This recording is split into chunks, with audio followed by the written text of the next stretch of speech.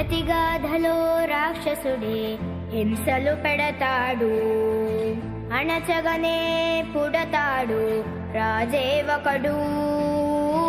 శత్రువునే కడదేర్చే పనిలో మన రాజు, హింసలనే మరిగాడు మంచిని మరిచే.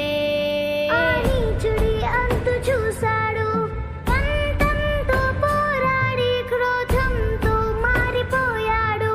తానే ఒక రక్కసుడై సాధించే గుణం ఉండాలి, బలవంతుడైన ఎదిరించాలి. మీ ఓర్పు నేర్పునిక చాటాలి, గెలవాలంటే మన్నించాలి.